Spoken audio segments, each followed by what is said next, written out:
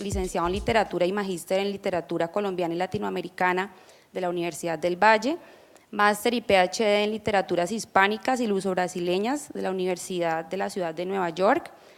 Ha recibido diversas distinciones por su trabajo académico y literario, calificación meritoria a su tesis de maestría en el año 2000, el 32º Premio Cáceres de la Novela Corta de España en el 2007, el Premio Gutiérrez Mañé de Nueva York en el año 2013 a la mejor tesis doctoral, en la cual analiza 24 novelas que abordan el tema del narcotráfico y el sicariato en Colombia, el Premio de Ensayo Autores Vallecaucanos Jorge Isaacs en el año 2013 en la ciudad de Cali. Entre sus textos de crítica literaria encontramos varios estudios sobre la violencia en la novela colombiana. Historia de una pájara sin alas del año 2003, Violencia y marginalidad en la literatura hispanoamericana del año 2005, La Virgen de los Sicarios y la novela El Sicario en Colombia del 2013, El narcotráfico en la novela colombiana del 2014, El Sicario en la novela colombiana del año 2015. Estos textos académicos que acabo de mencionar son el resultado de sus investigaciones sobre el tratamiento que la literatura colombiana hace sobre la violencia en nuestro país. Este interés por aproximarse a los fenómenos de la violencia también está presente en su novela, en el cuento, en la poesía, en el periodismo literario. A través de su creación literaria se propone rebasar los titulares de las noticias, aquellas historias de lo que él llama un tsunami informativo que suprime el tiempo necesario para digerir los dardos de la violencia sobre nuestra sociedad. En torno a estas preocupaciones produce obras como su reportaje literario La mirada de los condenados del año 2003, en coautoría con James Valderrama, y su novela El cronista y el espejo en el año 2008. Asimismo, su libro de poemas La balada del sicario y otros infaustos del año 2002 nos demuestra con observaciones agudas de nuestra realidad la posibilidad de poetizar el horror de la violencia. Los recuerdos de una infancia idílica en su pueblo La Turia marcaron profundamente a este escritor vallecaucano. En esta época de su vida, según su propio relato, recolectaba con sus amigos guayabas sin dueño para hacer en sus casas deliciosos bocadillos. Disfrutaba los domingos de misa y de mecato. Se estremecía al escuchar las aterradoras historias de los viejos del pueblo que congregaban a los niños a su alrededor con las sangrientas descripciones y los detallados oprobios cometidos por terribles asesinos que para ese entonces parecían imágenes de una película, de una realidad que no los tocaría jamás. Los grandes personajes de estos cuentos para niños en su pacífico pueblo eran chulavitas, pájaros, guerrilleros, chusmeros.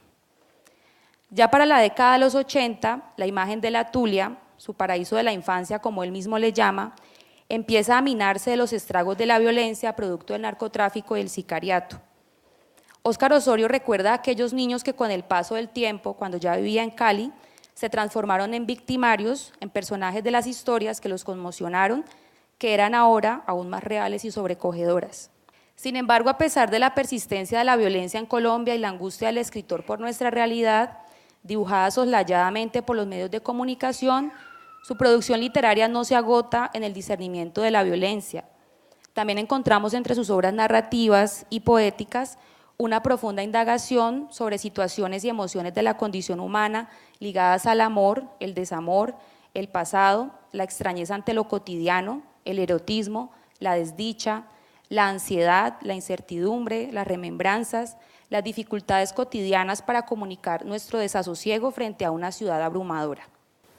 Más que un conjunto de crónicas, en un largo invierno sin promesas, estamos ante una producción de narrativa testimonial, una expresión en primera persona del periplo vital del autor.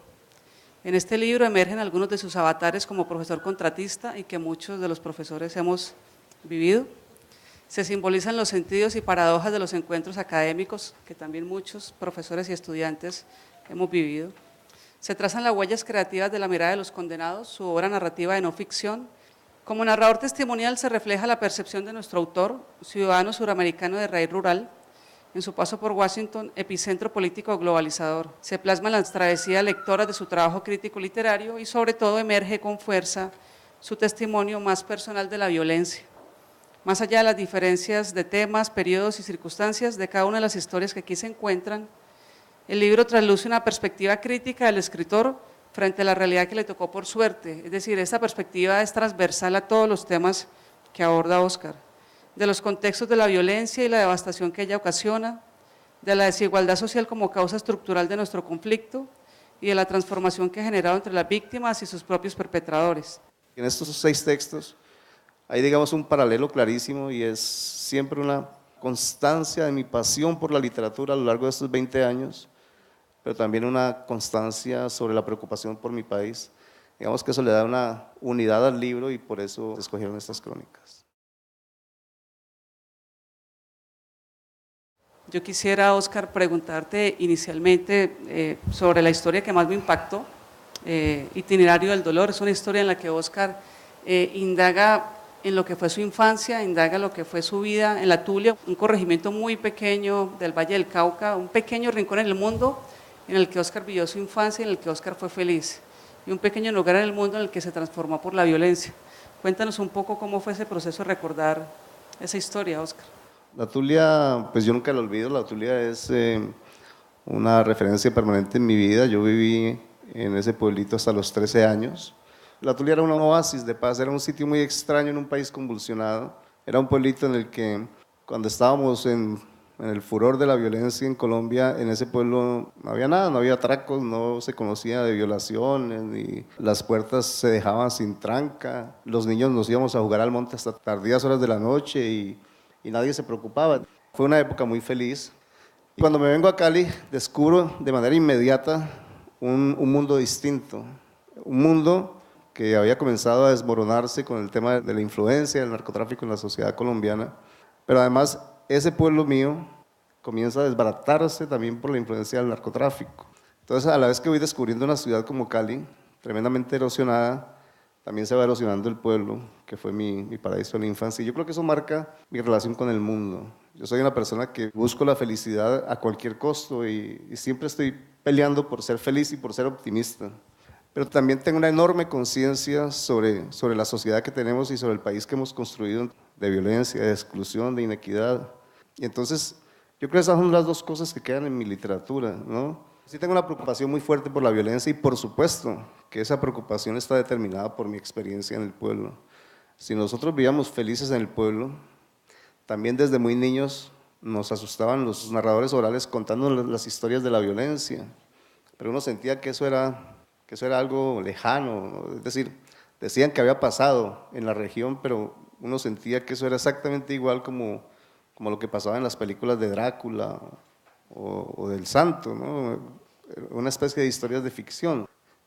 Pero cuando vengo a Cali ya tengo una mayor conciencia de esa violencia y bueno, yo creo que desde ahí viene mi interés por el tema. Pero la Tulia pues siempre es un espacio en el que se recuerda la felicidad, la armonía, la unión familiar, la capacidad de vivir desprevenidamente el mundo. Y eso aquí en Cali ya es muy complicado.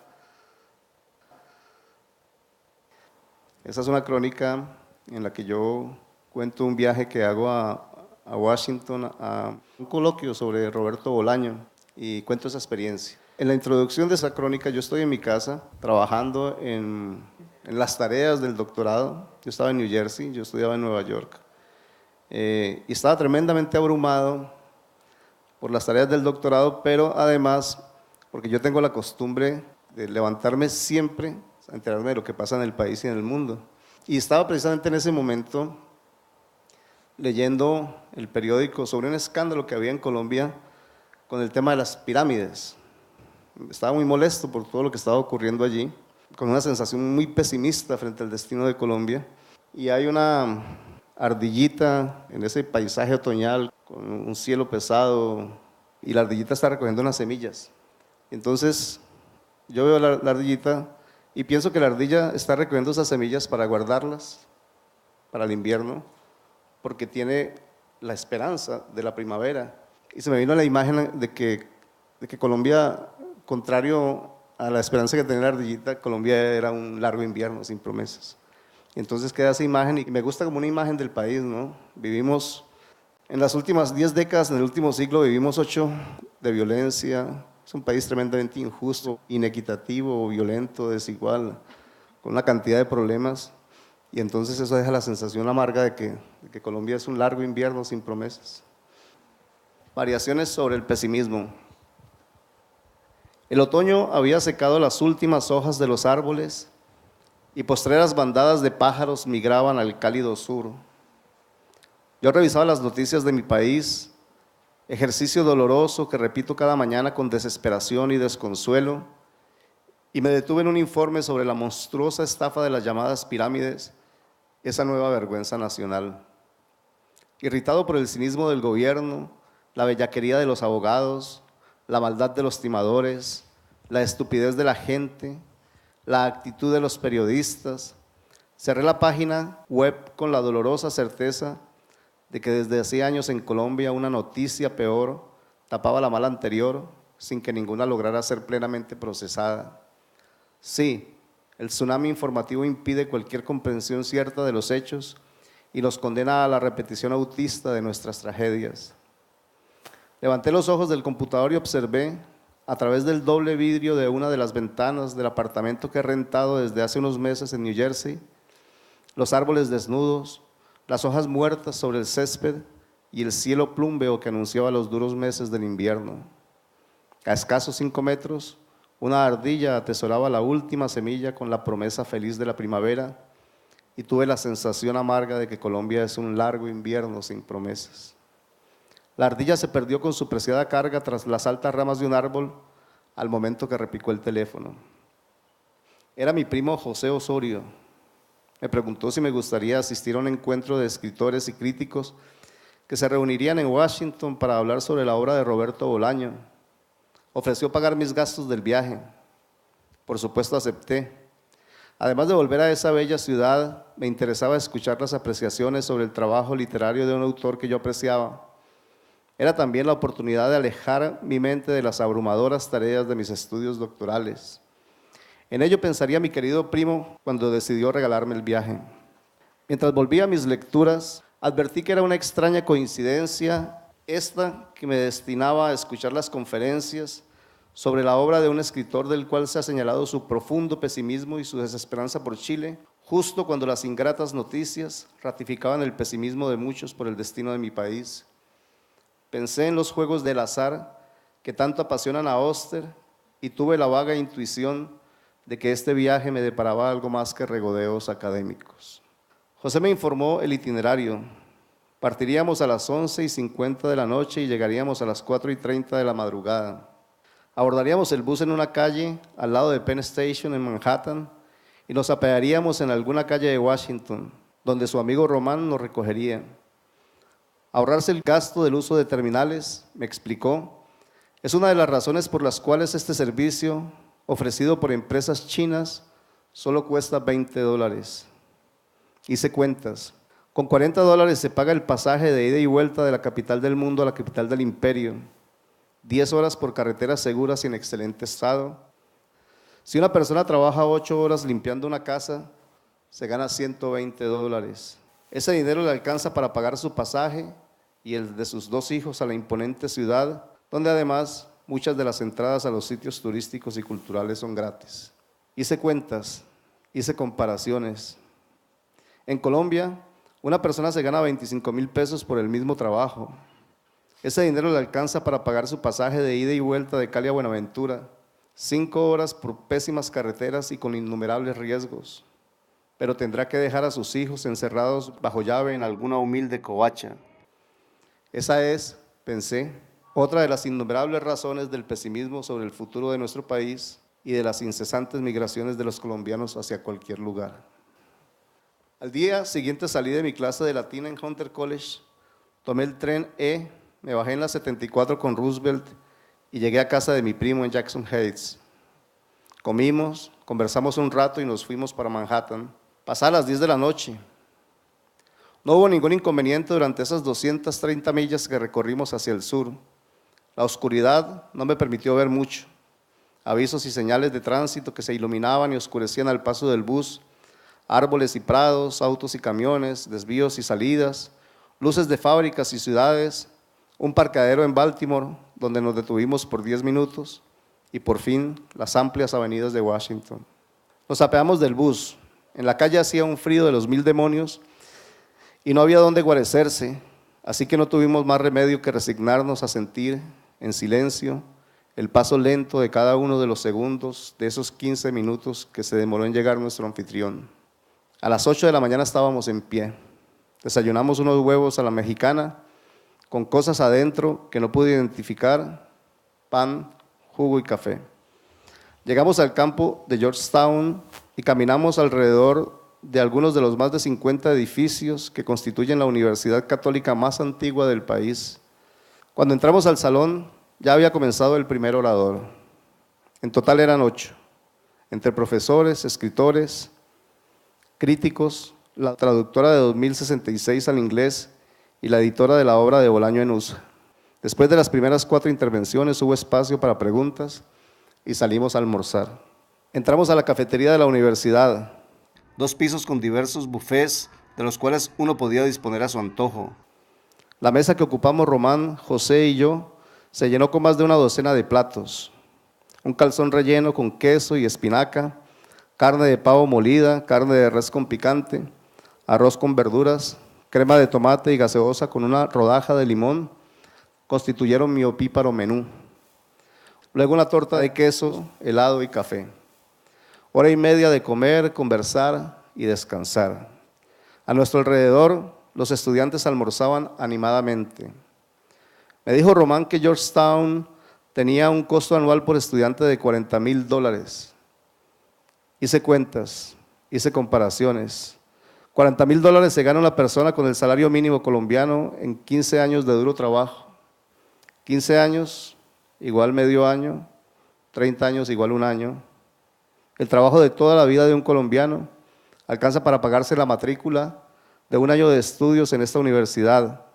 La operación me produjo una mezcla de sentimientos: rabia, tristeza, abatimiento, desesperanza. El pesimismo amenazaba de nuevo.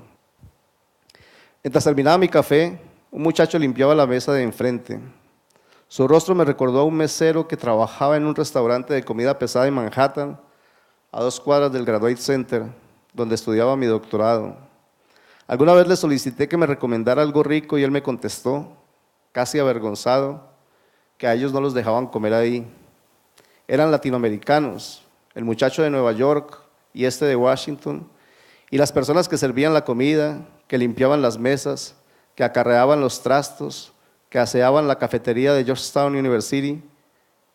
Es bien sabido que la mayoría de los inmigrantes realizan el sueño americano detrás de las cocinas, en los baños, en las bodegas, en los oficios miserables.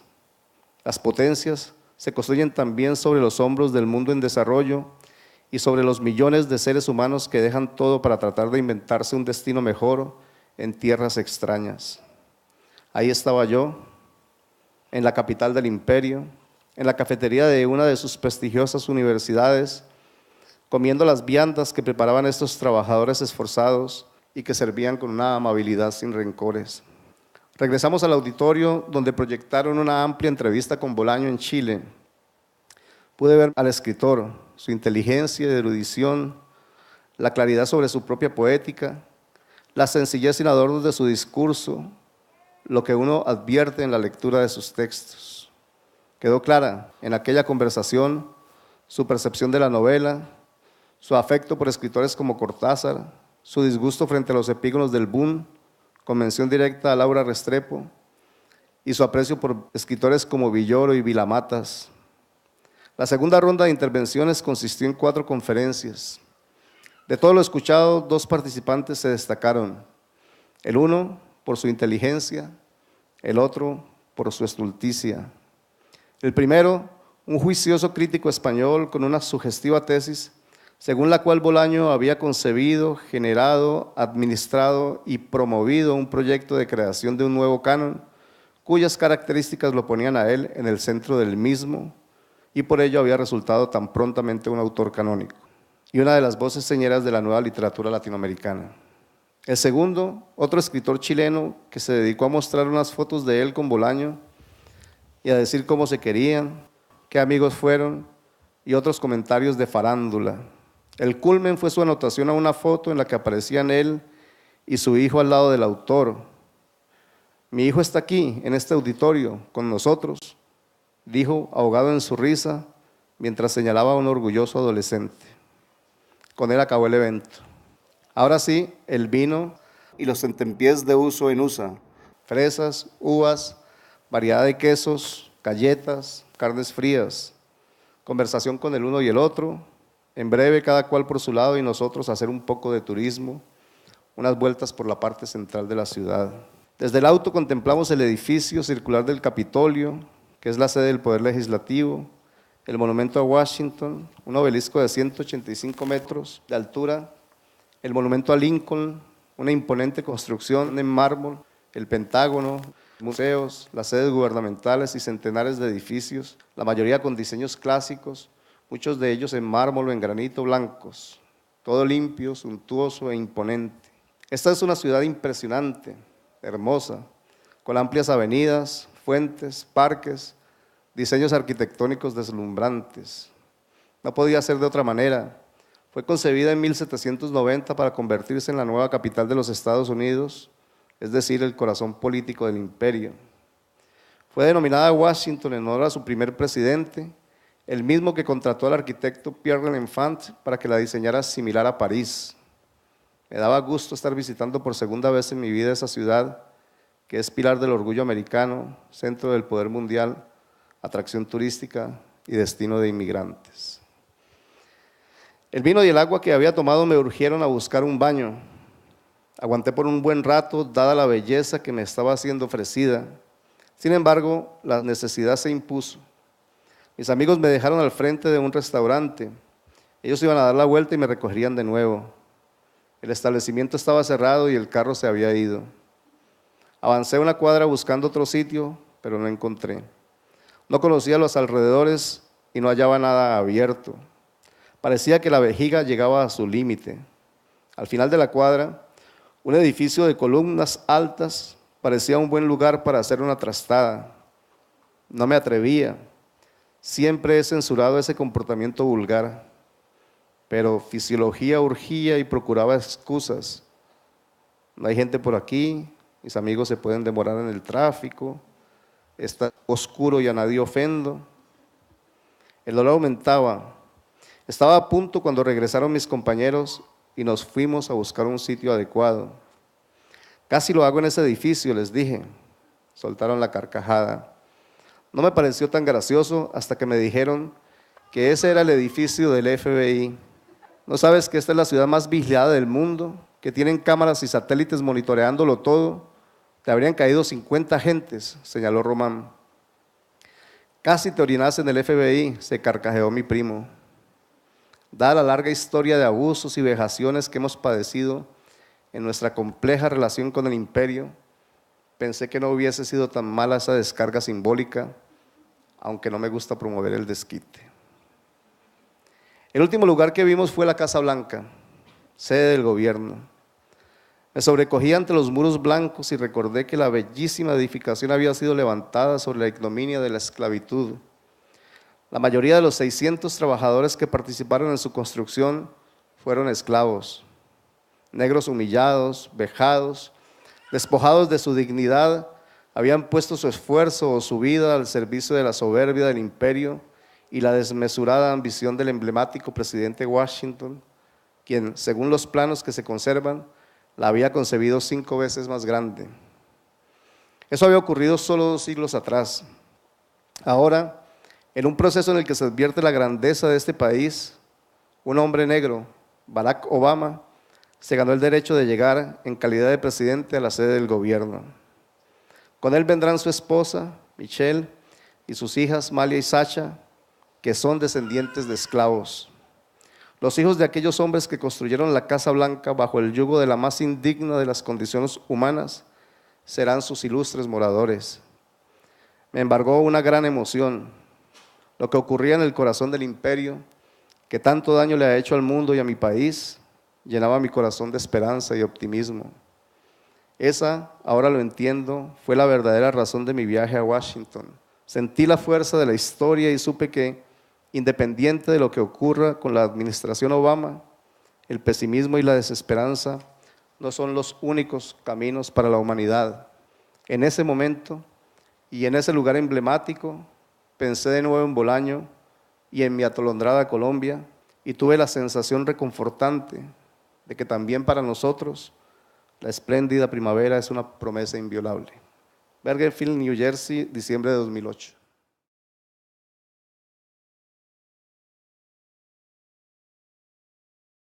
La primera crónica que está en el libro, que fue la primera crónica que escribí, fue una crónica que escribí a cuatro manos con Alejandro López. Se llama José del Monte y la crónica. Y realmente Alejandro ya llevaba un buen tiempo en relación con la crónica, pero yo no. Yo conocía más bien poco del tema de la crónica.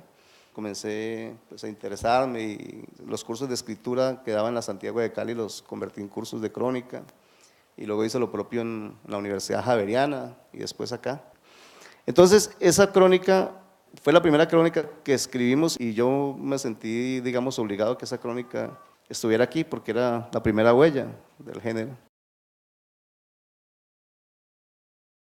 Otra de las crónicas que hay allí es esta crónica de El escritor globalizado. Hace años, muchos años, aparecí en un programa en el que pues, estaba mi nombre y el título de una conferencia sobre literatura y globalización. Yo nunca fui consultado, yo no hubiera aceptado un tema sobre el que yo tenía ni la más remota idea, pero como eso estaba ya girando, circulando por internet, me tocó ponerme a pensar en el asunto. Y yo venía trabajando la literatura de la violencia desde hacía algunos años y lo que me encontré fue eso, ese espejismo de la globalización. Lo que trajo fue una profundización de la inequidad social, de la exclusión, de la marginalidad y por supuesto de la violencia. Y las novelas colombianas, un montón de novelas colombianas estaban hablando de eso, de la sociedad que quedaba de esa globalización, aunque no estuvieran pensando siquiera en el tema, ¿no?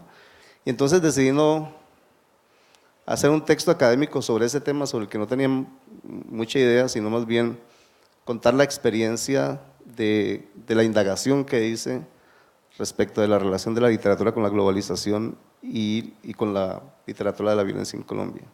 Y uno lo que ve en estas novelas es el país que resulta de la globalización, un país pues, en el que hay que sobreponerse a la adversidad, sin duda alguna.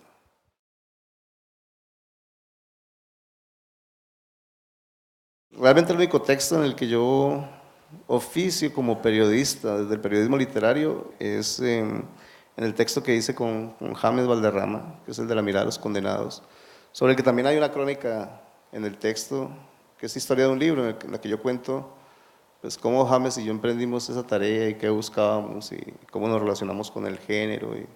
Yo no soy periodista, pero ahí aprendimos mucho del oficio, hicimos un trabajo con mucha dedicación y mucha seriedad y es un trabajo dentro del más clásico periodismo literario, la novela no ficción. Hay una cosa que me impacta, es el manejo de la crueldad. Y hay una cosa que no me deja tranquilo cuando lo leo, es que sufro una experiencia pues, táctil, o sea, me marca.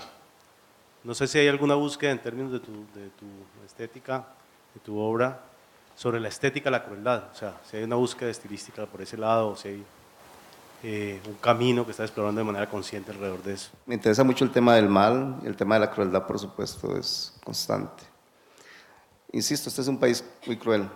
En la época de la violencia, en las prácticas criminales hemos llegado a límites insospechados. Y quienes estuvieron cerca de eso recuerdan lo oprobioso de esas prácticas, que luego se repitieron sobre todo con los grupos paramilitares en ciertos lugares del país, en Córdoba, por ejemplo, en el Urabá antioqueño. Y cuando comencé a estudiar la literatura de la violencia, yo entré por la literatura de la violencia en los años 50. Incluso produje un texto donde yo intento mirar cómo se puede abordar esa literatura de la violencia y propongo 4 categorías. Una de las categorías es la de autores más consagrados, de hecho, que proponen, como García Márquez, que sería el gran ejemplo con El coronel no tiene quien escriba, que la violencia no se debe desarrollar en el texto, censura toda la literatura que se escribió sobre la violencia, dice que toda es mala porque los escritores volvían sobre esa exposición de las barbaridades y que lo que había era que perseguir la violencia en la psicología del personaje, había que irse con el sobreviviente más que describir el muerto, y mucha razón tenía, por supuesto.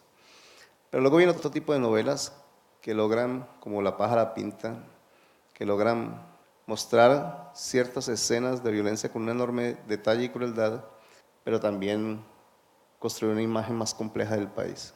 Es por ahí por donde yo voy. Yo creo que escribir sobre la violencia y no ofrecerle al lector, aunque sea una mínima experiencia del dolor que sufren las víctimas es una opción estética y cada cual opta por la que sea. Yo prefiero tratar de construir algunas escenas en las que el lector se acerque, insisto, mínimamente a la experiencia de la víctima. La víctima ha sido despreciada en este país, ¿no? Pues estamos ahora en una discusión sobre el tema de las víctimas en el proceso de paz y hay gente que no le interesan las víctimas. Entonces es un poco la experiencia y sí, yo creo que la crueldad tiene que ver con eso. Este es un país en el que la violencia ha sido tremenda, ¿no? Ha perdurado por mucho tiempo, ha sido profundamente destructiva. Y hay autores que optan por esquivarla, ¿no? Y a mí me parece que está bien, pero no es lo que yo quiero hacer. Lo que yo sí quiero hacer es, insisto, tratar de que el lector tenga una experiencia, aunque sea pálida, de lo que sufre una víctima cuando es alcanzada por la violencia. El texto en el que más he experimentado eso es en El cronista y El espejo.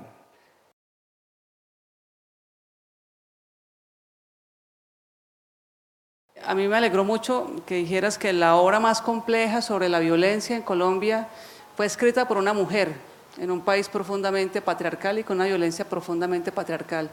Y esa mujer es Alba Lucía Ángel y Óscar hizo una inmersión en esta autora. Cuéntanos un poco sobre esa experiencia femenina y esa escritura de la violencia.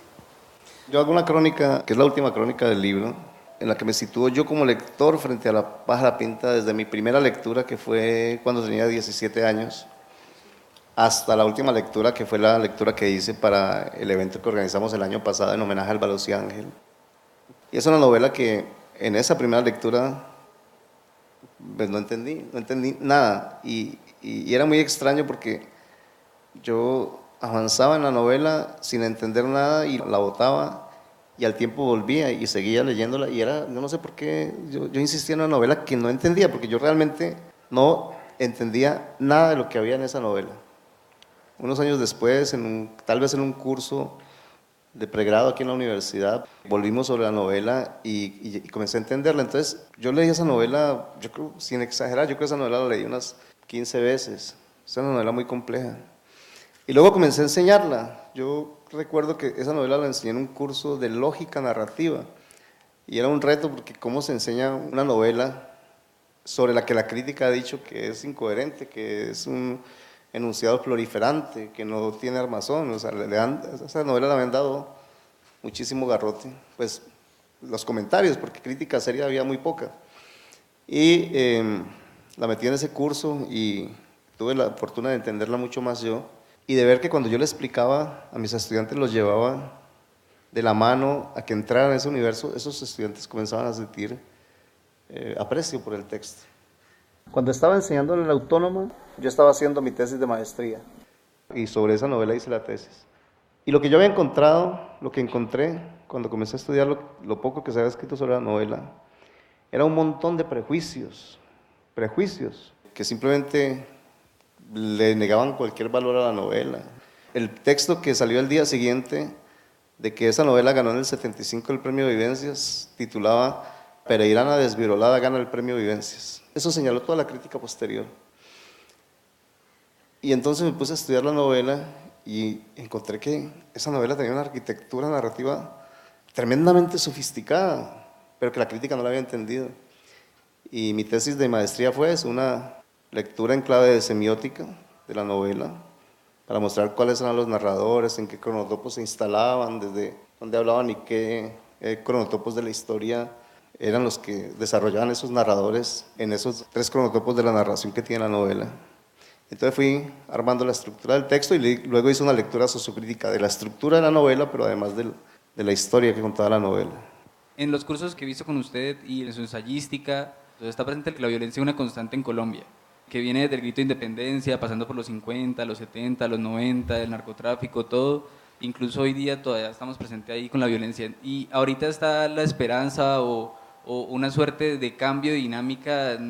Se ha hablado como una brecha para hablar de la literatura de posconflicto. ¿Usted qué piensa de este tipo de ideas? ¿Qué características podría tener? No sé muy bien qué es lo que se llamaría literatura del posconflicto. Algunos han trabajado como literatura del posconflicto, por ejemplo, lo que se escribió después de la violencia. Yo no entiendo muy bien la categoría. ¿Qué es el posconflicto? ¿Cómo una novela puede clasificarse como una novela del posconflicto? Porque se pregunta por el conflicto, porque se pregunta por los sujetos que ha resultado el conflicto. Por ejemplo, la última novela que escribe Juan Gabriel Vázquez, La forma de las ruinas, eso podría considerarse una novela del posconflicto. ¿Pero de cuál posconflicto? Esa novela va desde Uribe Vélez, pasa por Gaitán y llega hasta la violencia del narcotráfico. Y lo que muestra es los sujetos que resultan de esos periodos de conflicto. Probablemente esa sea una categoría que cabría dentro del posconflicto. ¿Qué sujetos resultan de escenarios de conflictos generalizados o de violencia generalizada en términos de PECO? Pero la verdad yo todavía no me he metido en ese tema. Yo estoy metido en cómo los autores colombianos han explorado el tema de la violencia, ¿no? Pero yo creo que se está produciendo apenas teorización sobre eso y yo no he ido por allá todavía. Tenemos un montón de conflictos en Colombia desde hace mucho tiempo, así que hay muchas literaturas del posconflicto, ¿no? A ver cómo se piensa la categoría. ¿Cómo ves tú la relación entre esa violencia que aparece como política, digámoslo así, y como toda la estructura cotidiana, cultural, familiar de Colombia? Porque yo lo que veo es que nuestra cultura produce seres propensos a la intolerancia, al dogmatismo, al machismo. Entonces quería que hablaras un poquito de eso, si tú exploras esa como dimensión más íntima, cotidiana y doméstica de la violencia. Yo doy un curso en el segundo semestre, que es un curso que dedico a la literatura de la violencia, en el que trabajamos generalmente 5 novelas, y esas novelas las acompañamos de una serie de ensayos sobre el tema. Una reflexión que yo hago permanentemente con los estudiantes es que esas novelas las estudiamos en la perspectiva de la violencia en su manifestación, digamos, más radical, que es la aniquilación del otro, pero que estos escenarios de violencia producen, digamos, una violencia que se instala permanentemente en el tejido social y en la relación de uno con el otro. Y que somos, por supuesto, una sociedad tremendamente agresiva. Y, por ejemplo, la manera como te cruza un carro por ganarte un semáforo, o como alguien te arrebata el puesto en la fila, son expresiones de una violencia que se ha hecho cotidiana y sobre la que no tenemos ninguna conciencia. En esa relación inmediata de nosotros con el otro ya hay un espíritu tremendamente agresivo, por un lado. Y por otro lado, en algunas de las crónicas, incluso creo que lo trabajo, nosotros vivimos con normalidad cosas que no son normales.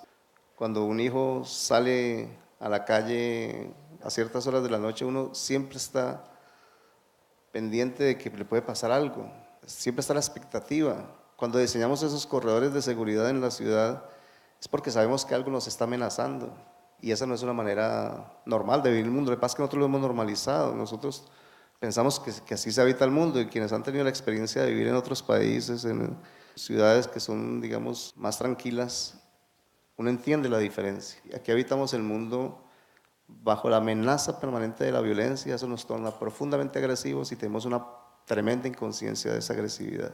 El comentario tiene que ver con la lectura de La mirada de los condenados, porque creo que se queda corto al decir que intenta que el lector tenga una aproximación pálida a lo que vivió la víctima. No me pasó eso, yo no pude dormir cuando leí este libro.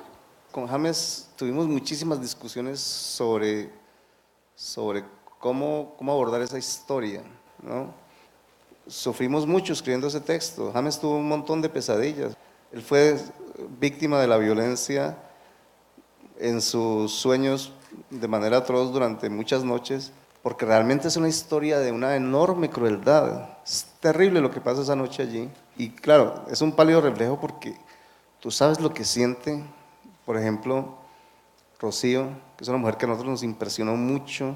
Tú sabes lo que siente esa mujer cuando la están apuñalando, la tiran al piso, tiene que esperar un montón de tiempo allí desangrándose y luego vienen a rematarla, le ponen una pistola sobre la cabeza y ella le dice, una cosa que nunca pudimos entender, pero es impresionante, le dice, cuando la va a apuñalar le dice, por favor pégame un tiro, no soporto que me apuñalen, ¿no? ¿Qué siente esa mujer? Entonces, sí, tratamos de que esa experiencia se comunique, pero yo insisto, es muy pálida, o sea, la experiencia de la víctima es aterradora, es un terror sostenido durante ¿cuántas horas?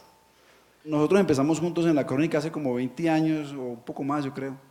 Y era un universo como nuevo y deslumbrante para nosotros y que nos invitaba mucho, ¿no?